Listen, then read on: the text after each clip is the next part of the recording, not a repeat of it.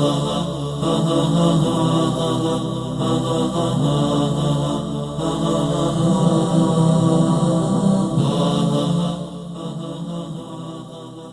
الله الرحمن الرحيم. الحمد لله رب العالمين، والصلاة والسلام على سيد المرسلين محمد وعلى آله وصحبه أجمعين. اما بعد. دوستان عزیز، برادران و خواهران گرامی،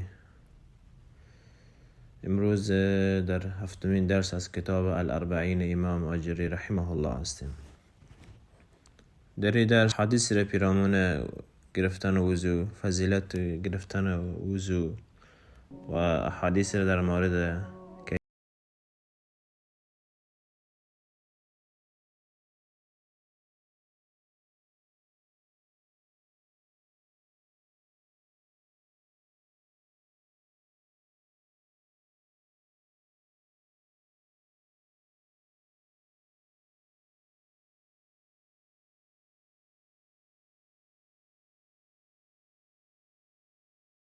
صلى الله عليه وسلم دعا بوضوء فتوضأ مرة وقال: هذا وظيفة الوضوء الذي لا يقبل الله عز وجل صلاة إلا به.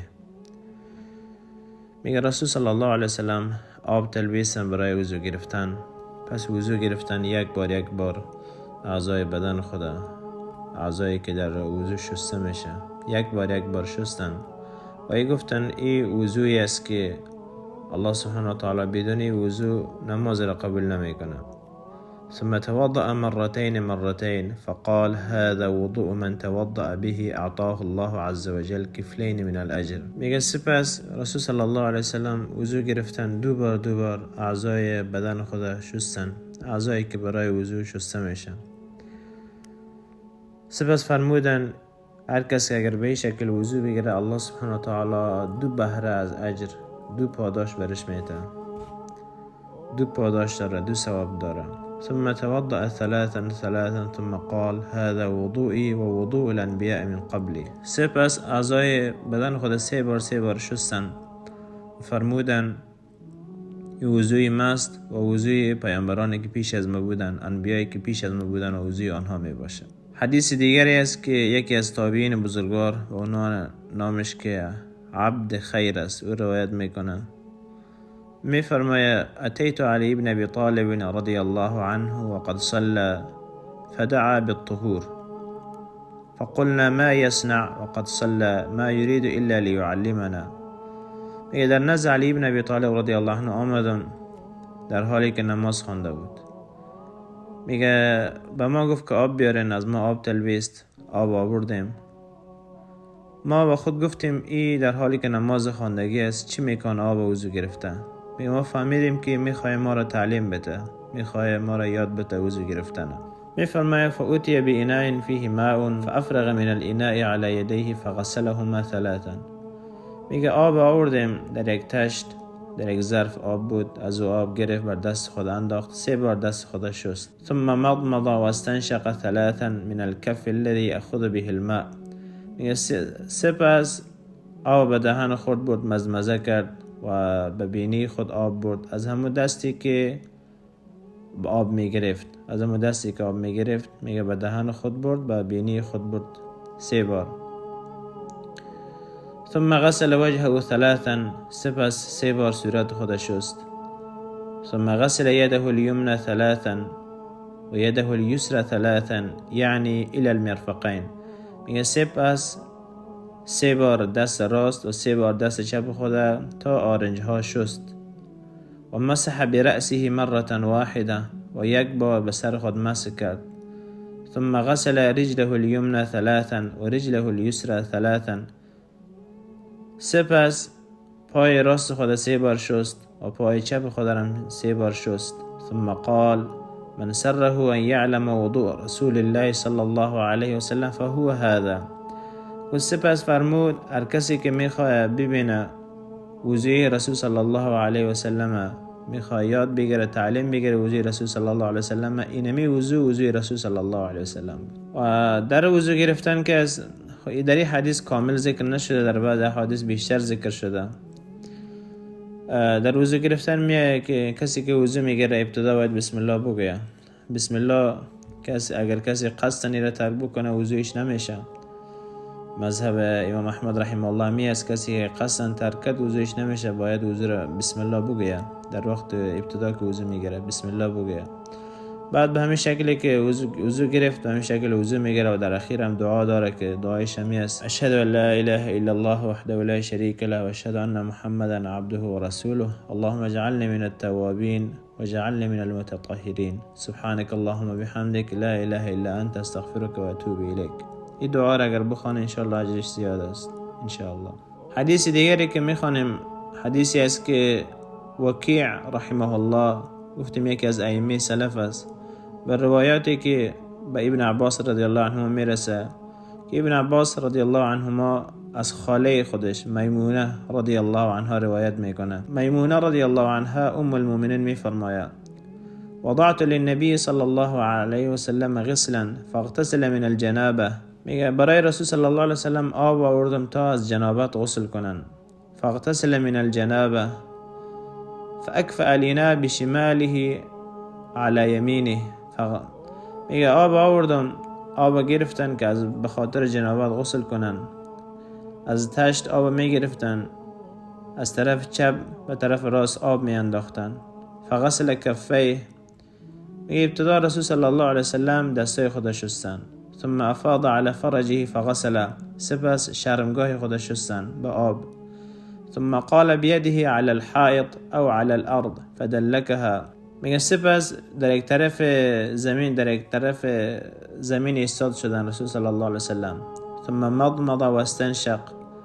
سپس مزمزه کردن، آب به دهن خود بردن و آب بینی خود بردن. و غسل وجهه و ذراعیه. روی خود شستن و دستای خود شستن تا رجلها. و افاض على رأسه ثلاثا. سپس آب 3 بار به سر خود انداختن. ثم افاض على سایر جسده الماء. سپس آب به تمام بدن خود ریختن. ثم تنحى. سپس از اون جای دور شدن. فغسل رجلیه. پس پای خود شستن. قالت فأتيته بثوب فقال هكذا ونفض وكيع يده كأنه يقول لا. میگه سپس ما رفتم یک دستمال آوردم، یک چیزی را آوردم که رسول صلی الله علیه وسلم خود خشک کنن. میگه رسول صلی الله علیه وسلم خود خشک نکردن، خود با دست خود به همین شکل تکان دادن، با دست خود به همین شکل خود خشک کردن. و ایم کیفیت غسل از جنابت بود که ام المؤمنین میمونه رضی الله عنها روایت میکنه. یکی از کیفیت هایی که رسول صلی الله علیه وسلم غسل میکردن به همین شکل بود.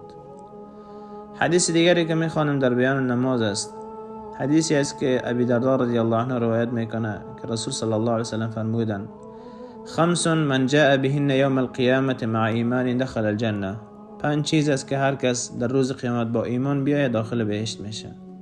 اولین شرط ایمان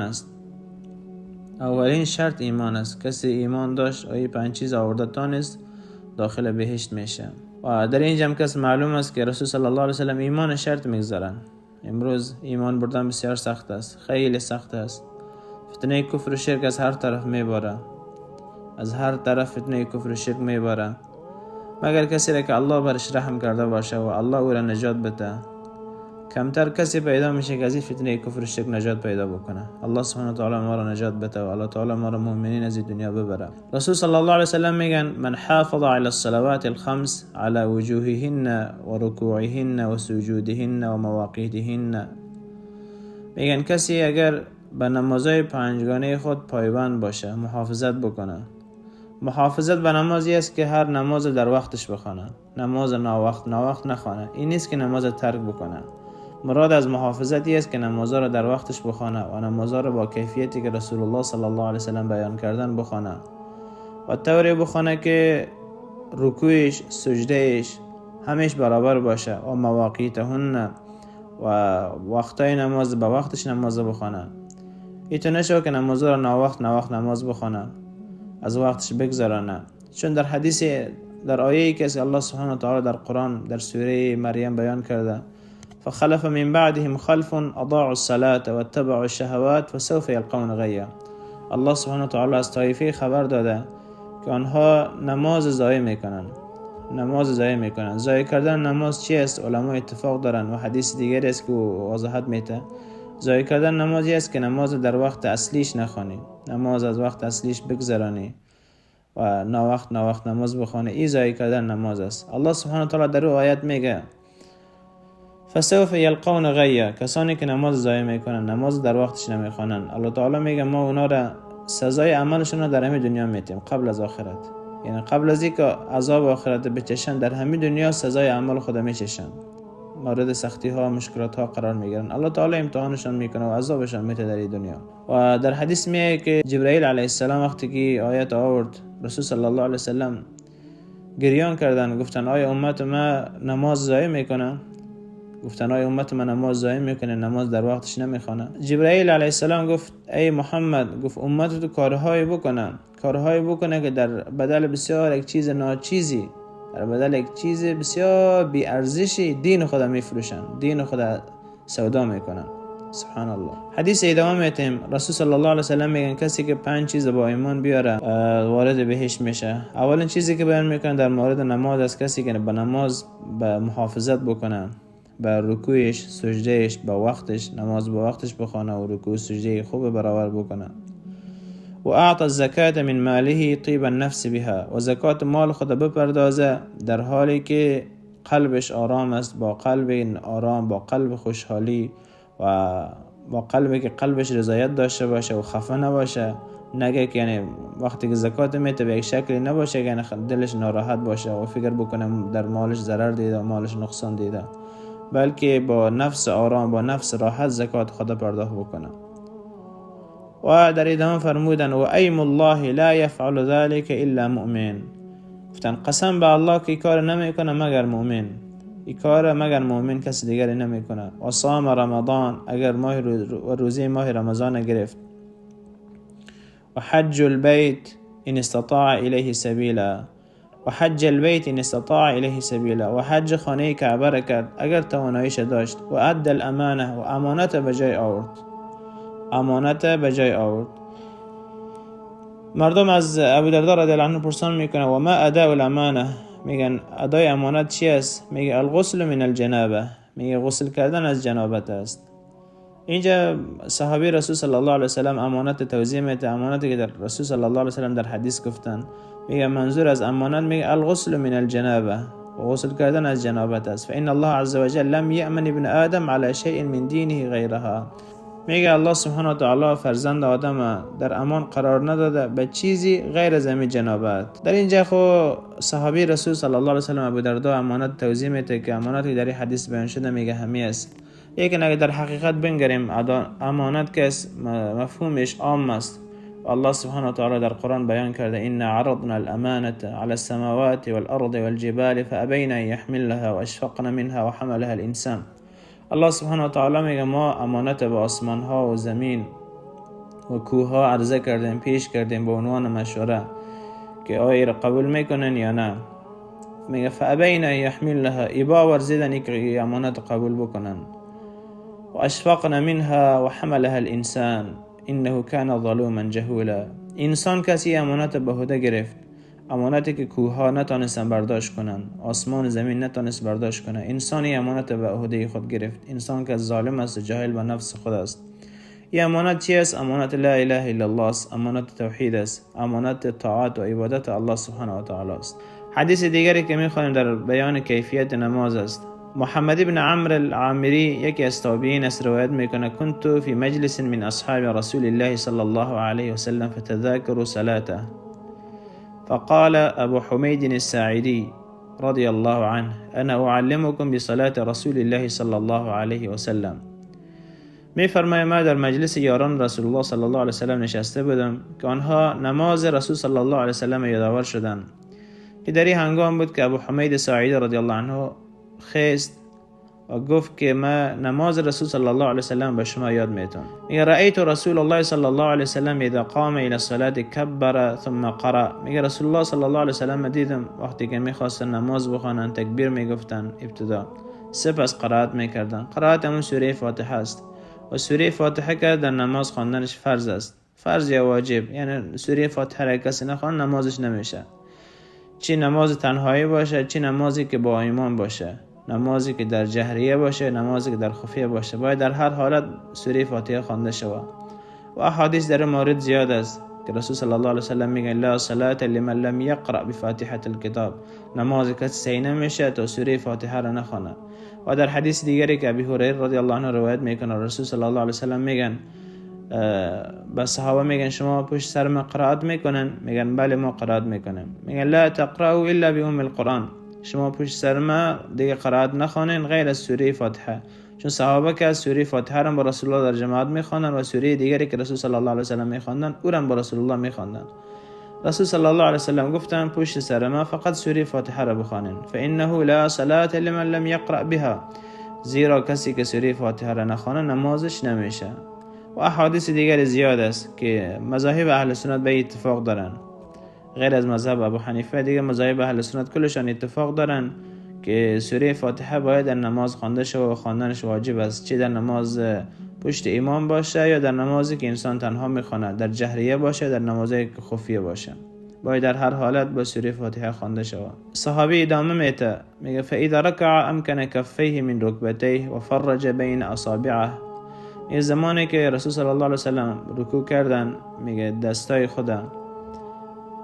خود کف دست خود به زانوهایشان گذاشتن و فرج بین اصابعه و بین انگشتانشان باز گذاشتن، ثم حصر ظهره غیر مقنع رأسه ولا صافح، سپس خود خم کردن، یعنی در وقتی که به رکوع رفتن اینطور خم کردن که لا یرفع رأسه فی رکوعه علی ظهره، که سر خود بالا نمیکردن، سر خود به شکل بالا نمیکردن، لا يسوي به ولكن يمد ظهره و رأسه فيكون مستويا كله، و به شکل رکوع کردن که پشت کمر رسول صلی الله علیه وسلم با پشتشان و سرشان مکمل برابر بود، سرشان بالا نبود یا سرشان پایین نبود، همیشه برابر بود.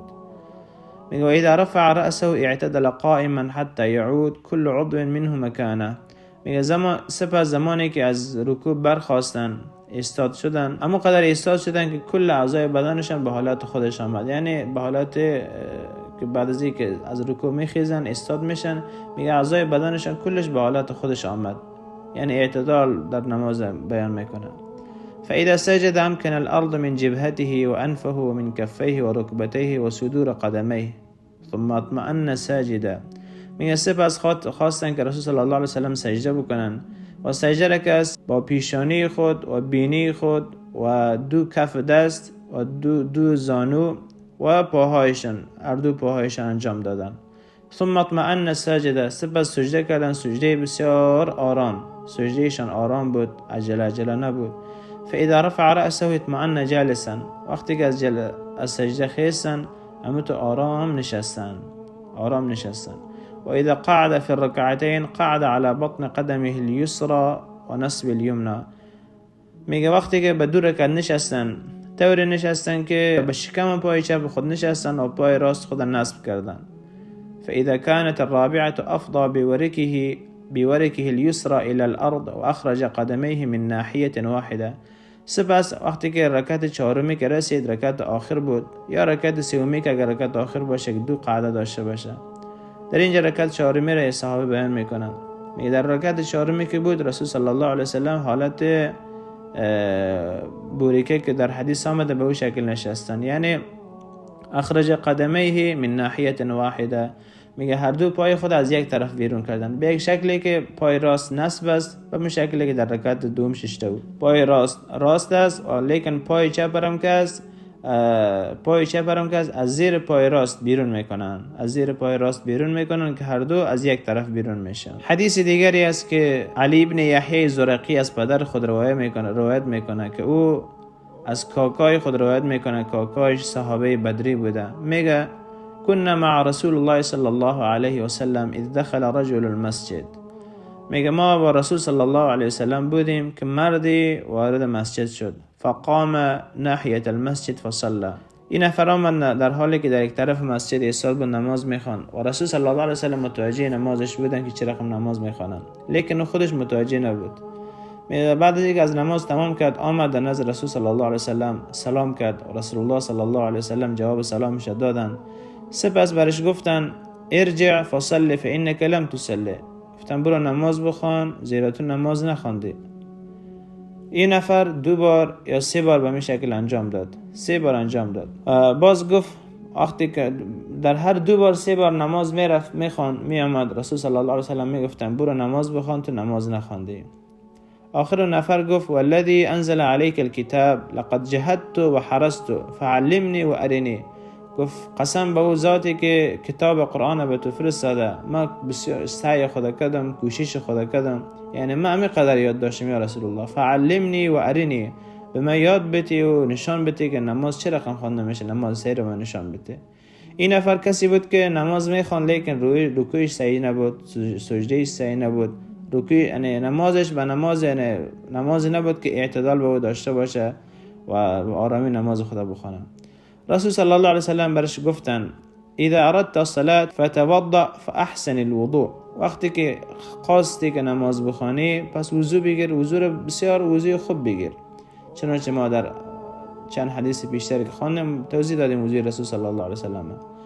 ثم قم فاستقبل القبله، سپس استاد شو و به طرف قبله استاد شو. ثم کبر، سپس تکبیر بگو. ثم قرأ، سپس قرائت بکو. قرائت هم سوره فاتحه است. ثم ارکع حتی تطمئن راکعا، سپس رکوع بکو تا که آرام یعنی مطمئن شوی که رکوع کردی، یعنی به حالت بسیار آرامی رکوع میکنی، رکوع عجله نباشه. ثم ارفع حتی تعتدل قائما، سپس سر خود از رکوع بلند کو به شکلی که یعنی اعتدال در تمام اعضای بدنت سر جایش بیای، یعنی آرام ایستاد شوی. ثم اسجد حتی تطمئن ساجدا، سپس سجده بکو تا که مطمئن بشی یعنی سجده کردی، یعنی مطمئن بشی به این معناست که سجده را به عجله نکن. ثم ارفع حتی تطمئن قاعدا، سپس سر خود از سجده بالا کو طوری بشین که یعنی واقعا نشستی و مطمئن شدی از نشستنت، یعنی با آرامی بنشین، اطمینان در نماز بیار. ثم اسجد حتی تطمئن ساجدا، سپس بار دیگر سجده کو که یعنی مطمئن شوی که تو سجده کردی. فاذا صنعت ذلك فقد قضيت صلاتك، اگر اینمی امور انجام دادی به تحقیق نمازی که بر دوش شده بود و نماز خود انجام دادی. و من تقصت من ذلك فانما تنقصه من صلاتك، و چیزی را از کم کردی بدان که از نماز خودت کم کردگی هستی. رسول صلی الله علیه وسلم می فرمایند ان الرجل يصلي 60 سنه وما تقبل له صلاة لعله يتم الركوع ولا يتم السجود ويتم السجود ولا يتم الركوع. گفتن شاید مردی باشه که 60 سال نماز خوانده باشه، 60 سال نماز خوانده لیکن نمازش قبول نشده. گفتن ممکن رکوع خود صحیح کرده باشه و لیکن سجده خود صحیح نکرده باشه، و یا سجده خود صحیح کرده باشه و رکوع خود صحیح نکرده باشه. و حدیث دیگری که امام احمد در مسند خود از ابی قتاده رضی الله عنه روایت میکنه که رسول صلی الله علیه و سلم میفرمایند اسوأ الناس سرقة الذي يسرق من صلاته، بدترین دوست کسی است که از نماز خود دزدی میکنه. قالوا یا رسول الله کیف یسرق من صلاته، گفتن یا رسول الله چگونه از نمازش دزدی میکنه؟ فرمودن لا يتم ركوعها ولا سجودها، او قال لا يقيم صلبه في الركوع والسجود. گفتن رکوع و سجده خود به اتمام نمیرسانه، صحیح رکوع و سجده نمیکنه. یا به گفتن که در وقتی که رکوع و سجده میکنه کمر خود صحیح آرام نمیکنه، در وقت خیستن، در وقت رکوع کردن، در وقت از رکوع خیستن. و عمر ابن خطاب رضی الله عنه میگه ان الرجل لا يشيب في الاسلام ولم يكمل لله ركعه واحده. ممکن مردی هست میگه که در اسلام ریش خود سفید کرده، موی خود در اسلام سفید کرده، یعنی میگه که مسلمان است و مویش سفید شده و ادعای اسلام داره، لیکن یک رکعت برای نماز، یک رکعت صحیح برای الله نخونده.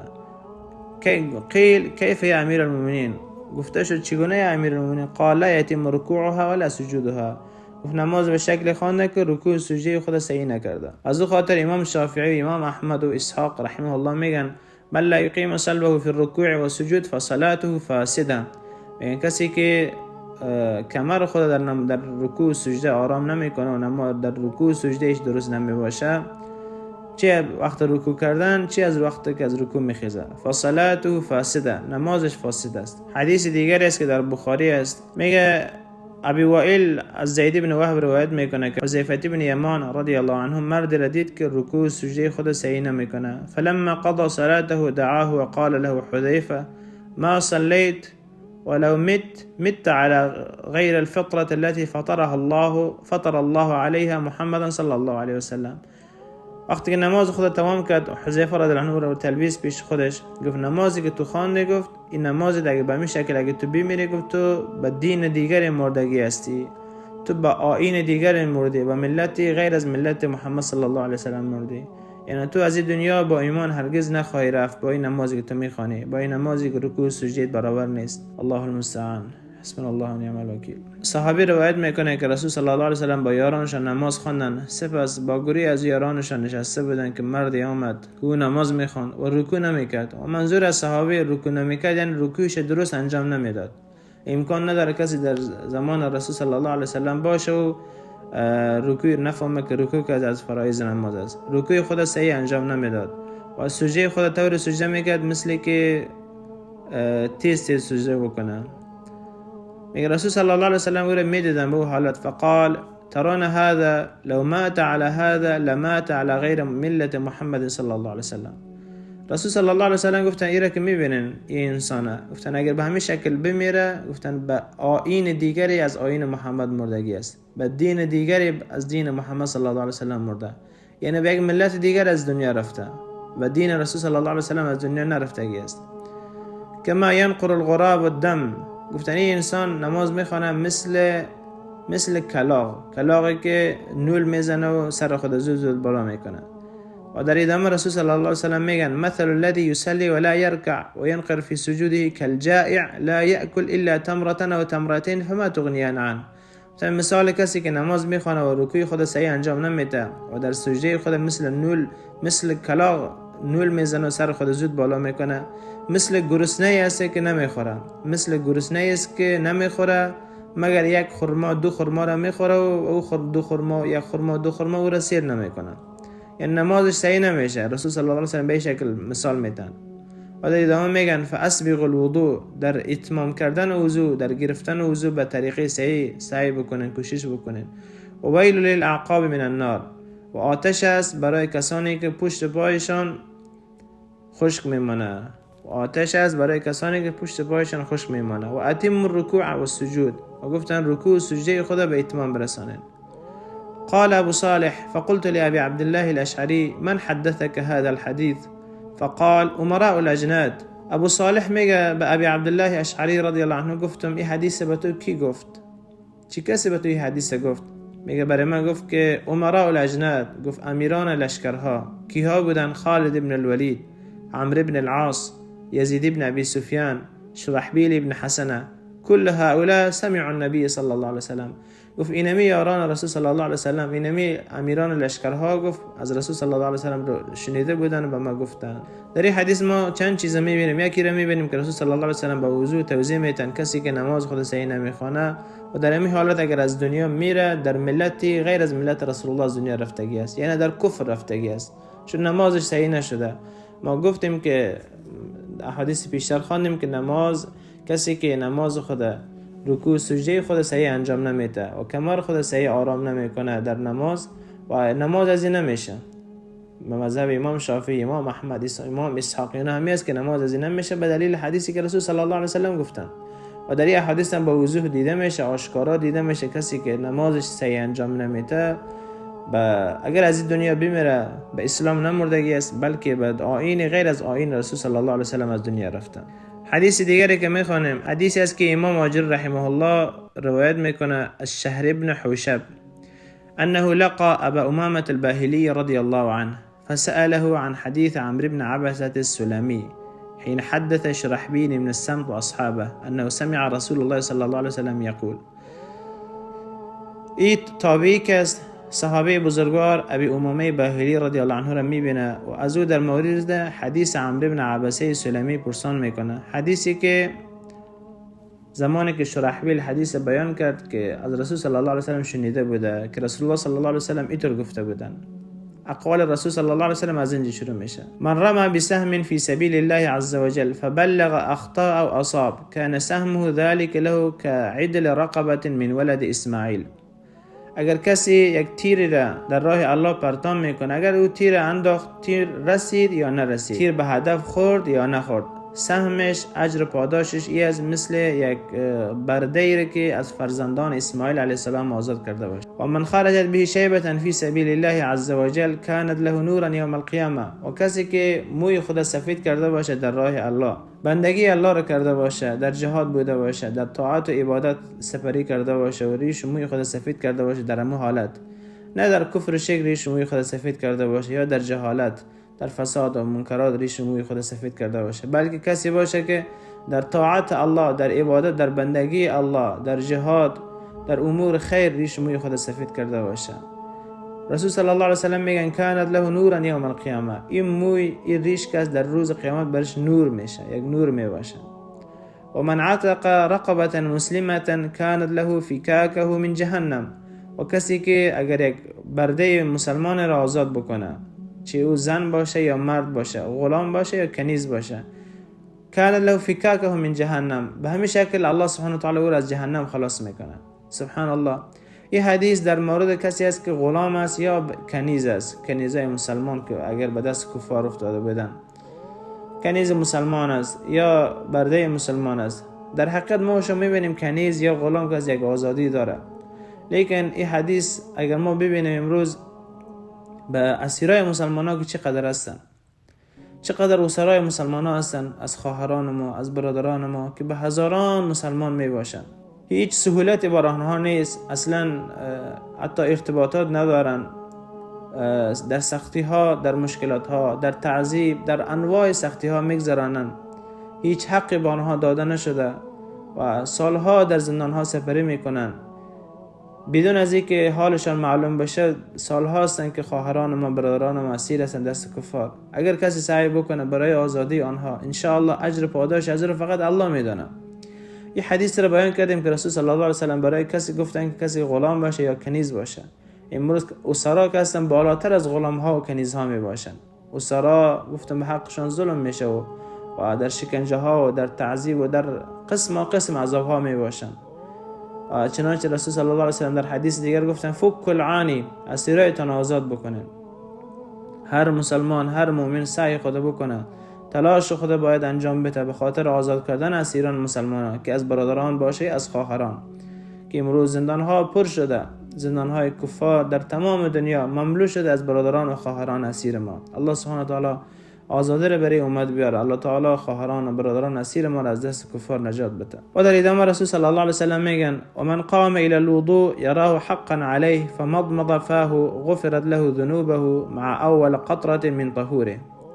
و کسی اگر برخیزه برای وضو گرفتن و این وضو را حق خود بدانه، یعنی حقی که الله تعالی برش تعیین کرده، اجر از الله بخواه، مزمزه بکنه، آب به دهن خود ببره، در اما اولین قطره هایی که آب از اون میچه که الله سبحانه و تعالی گناهایش میبخشه. سبحان الله، این فضل الله سبحانه و تعالی است. فاذا غسل وجهه فمثل ذلك. سپس که اگر روی خودش شست، باز الله سبحانه و تعالی همین قدر برش به همین شکل، چقدر که آب میریزه الله گناهایش میریزانه. فاذا غسل یدیه فمثل ذلك. سپس اگر دستای خودش شست، بازم به همین قسم گناهایش میریزه. فاذا غسل رجليه فمثل ذلك. اگر پاهای خودش شست، به همین قسم. فان جلس سالما و ان صلى تقبل من. اگر نشست ان شاء الله سالم میشینه و اگر نماز خوان نمازش قبول میشه ان شاء الله. تابعی میگه فحدثني ابو امامه بهذا الحديث سمعه من رسول الله صلی الله علیه وسلم. میگه از ابو امامه که پرسیدم، ابو امامه همین حدیث گفت که از رسول صلی الله علیه وسلم به همین شکل شنیده بود. و حدیث آخری که میخوانیم در بیان ادب نماز است. ابی ایوب انصاری رضی الله عنه روایت میکنه که از رسول صلی الله علیه وسلم فرمودن من توضأ کما امر. کسی وضو بگیره چنانچه که بر او امر شده، چنانچه که رسول صلی الله علیه وسلم به او امر کردن. وضوی رسول الله صلی الله علیه وسلم در این احادیث بیان کرده. ممکن بعضی چیزای مانده باشه، بیان نشده باشه، در سایر احادیث از ان شاء الله برادرها خواهرها سعی بکنن از کتابای احادیث وضوی رسول صلی الله علیه وسلم جستجو کنن، پیدا بکنن. و صلی کما امر. و نماز بخونه چنانچه که بر او امر شده. گفتم در این احادیث هم که از ما تمام کیفیت نماز خواندن رسول صلی الله علیه وسلم بیان نکردیم. خیلی اموری که در نماز انجام میشه، دست بالا میبریم به رفع الیدین، با کجا شو، قبل از رکوع و بعد از رکوع، یعنی دست بالا کرده شو، رفع الیدین که میگیم، و اشاره سبابه شو و دیگر اموری که از ان شاء الله برادرها احادیث دیگری که از بخوانن چه رقمی که رسول صلی الله علیه و سلم نماز خوندن باید به اون شکل خوانده شود. رسول الله میگن صلوا کما رأیتمونی اصلی، نماز بخونن مثلی که من نماز خواندم. و در این حدیث رسول صلی الله علیه و سلم میگن کسی اگر وضو بگیره مثلی که برش امر شده، مثلی که رسول الله وضو گرفتن، و صلی کما امر، نماز بخونه مثلی که رسول صلی الله علیه و سلم امر کردن و وضو گرفتن، نماز خواندن، غفر له ما قدم من عمل، میگن گناههای قبلیش بخشیده میشه. چقدر گناهایی که قبلا داشته بخشیده میشه. این از فضل و رحمت الله سبحانه و تعالی. این حدیث در اصل از عقبه ابن عامر رضی الله عنه بود، این روایت کرده بود و ابو ایوب انصاری هم این شهادت میده که میگه بله، میگه به همین شکل بود. الله سبحانه و تعالی به ما شما توفیق بده که نماز صحیح بخونیم، وضوی صحیح بگیریم، وضوی که رسول صلی الله علیه و سلم گرفتن، نمازی که رسول الله صلی الله علیه و سلم انجام دادن و نماز رسول الله صلی الله علیه و سلم چه قسم بود. بریم احادیث بخونیم ان شاء الله به اون شکلی که رسول الله نماز خوندن، به اون شکل نماز خدا بخونیم. الله سبحانه و تعالی توفیق عمل صالح به ما و شما نصیب بکنه. الله تعالی ما را از دنیا مؤمنین بمیرانه. سبحانك اللهم وبحمدك اشهد ان لا اله الا انت استغفرك واتوب اليك. بارك الله فيكم وجزاكم الله خيرا، وصلى الله وسلم على سيدنا ونبينا محمد. آمين برحمتك يا أرحم الراحمين.